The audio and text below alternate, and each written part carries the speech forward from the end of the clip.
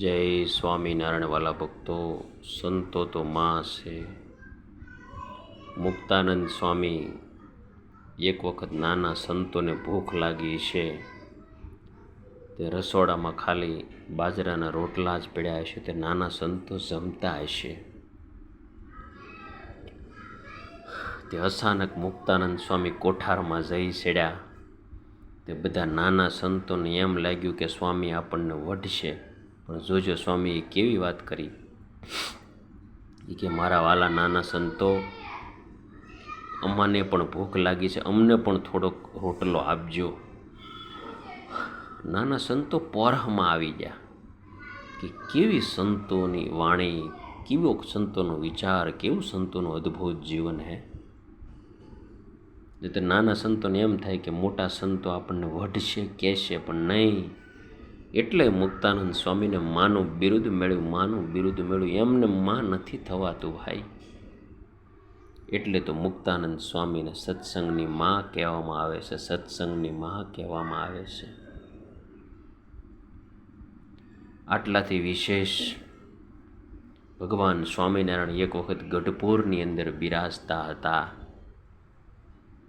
અને આ બાજુ કુંડળ ધામમાં સંતો બિરાજતા હતા. સત્સંગને અર્થે મંડળ ગયું હતું.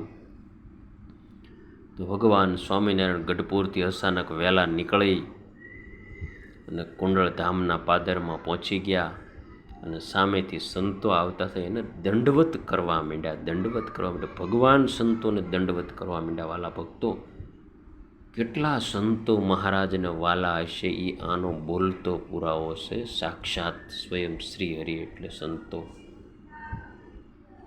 આવા સંતો આપણને મળ્યા વાલા ભક્તો. આવા સંતોનો યોગ છો. સદગુરુ લક્ષ્મીપ્રસાદદાસજી સ્વામી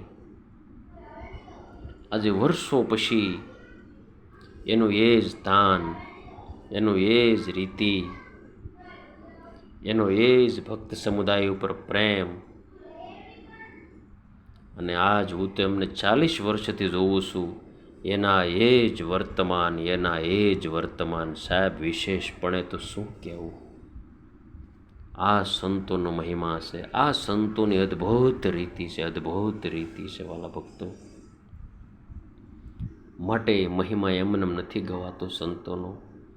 સંત તે સ્વયં હરિ, સંત તે સ્વયં હરિ. ભગવાનનું સ્વરૂપ છે, ભગવાનનું સ્વરૂપ છે. સત્સંગની માં છે, સત્સંગની માં છે. મુક્તાનંદ સ્વામીને વારે વારે યાદ કરીએ ભક્તો, વારે વારે યાદ કરીએ.